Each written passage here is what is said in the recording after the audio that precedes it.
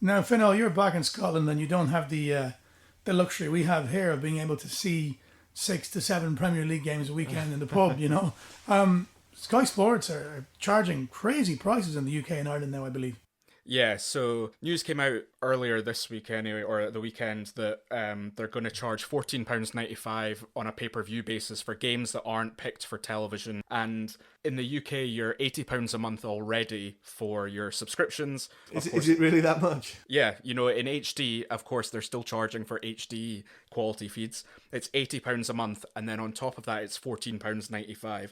And people probably still forked out for their season tickets. And it's something that I feel quite strongly about because obviously at the moment, everyone is struggling financially. Everyone's trying to make sure that they're financially secure because they don't know what's around the corner with the pandemic. And I thought it would be interesting to do a bit of a comparison between the various countries and their monthly subscriptions.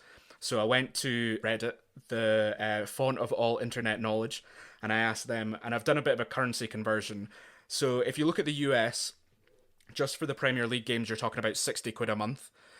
Although you seemingly need internet on top of that too, which brings it up. Ireland, for the exact same product, Sky and BT, is £35 a month compared to the 80. Finland, 25 quid a month. Germany, 15. Australia, £8 a month. And India is £4 a year to watch the Premier League. Now, of course, economic differences, etc., but I do think that this is going to drive fans away in their numbers as they essentially just have a money grab here from Sky and BT. It would have been a great opportunity for clubs to kind of get in on this thing. For example, if you had a season ticket, that would give you 50% discount off of Sky. And the clubs could have maybe paid the difference or worked with Sky or something to keep the fans there, keep them interested. I know they did the thing where they had your picture up and you could pay money and your picture would be in the stadium in the crowd. But it would have been a great chance for the clubs. But of course, we know it's all about money, and it's really sad that it's got to this, and it's just this price to watch a game of football. Of course it's all about money. Of course it's always about money. And the sad thing is it's not even going to generate all that much money, is it? Because with the best will in the world, how many people are actually going to fork out £15 to see these games? I mean, you certainly wouldn't pay $14.95 to watch Burnley v West Brom, would you? I think we should give some plaudits to Leicester City here. So they were the only club who actually voted against this. All other clubs in the Premier League voted for it. So I was really disappointed, certainly in my club, Southampton, and some of the other clubs who say that they are for the fans, but they didn't vote against this. And I think it's also going to really push fans towards illegal streams. I think, Of course.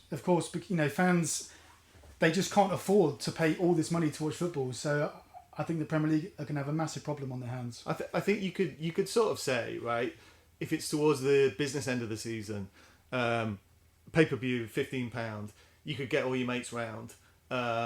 You could make a case for it, right? A really important game right towards the end of the season. But everyone knows at the moment you're not allowed to do that. You're not allowed to bring people around to your house, basically.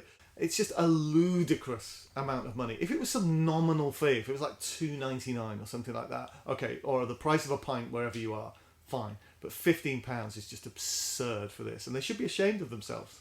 What do we think? So I have an idea in the future. I don't know. It might be 5 years. It might be 10 years.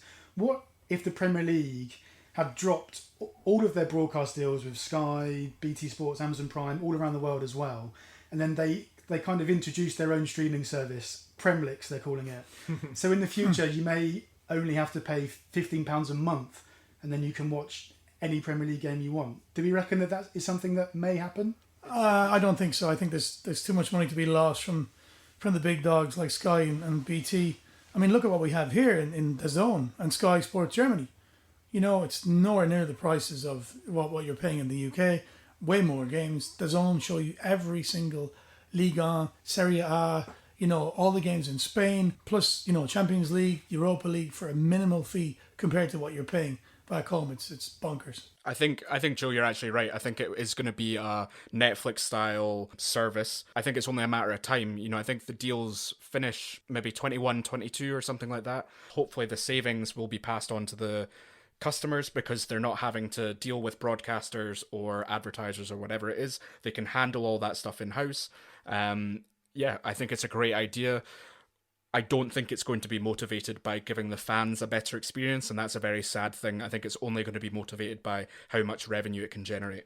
Yeah, and I think it's wise to keep that in mind, to be honest, because what you were referring to at the top of the show, JP. I'm assuming you're referring to the story, the Sunday Telegraph exclusive that came out today, the big picture document that's been prepared supposedly by Liverpool's owners, but with the backing of Man United, and talking about giving more power to the big six, possibly to the other semi-big three that are with them, but to give them power of veto in a sort of UN style. Well, there you go. It's really weird, isn't it? Did anyone see who it was? But No. I think it was Everton, and I think it was Wolves? West Ham. I think it was West Ham, Finno, wasn't it? Did you see? Leicester. I don't know. I hope that West Ham's management aren't involved in any decisions with regards to football, because surely some horrendous decisions being made for our team, let alone the league. But obviously, if it ever comes to pass, it's obviously about concentrating control, even more in the hands of the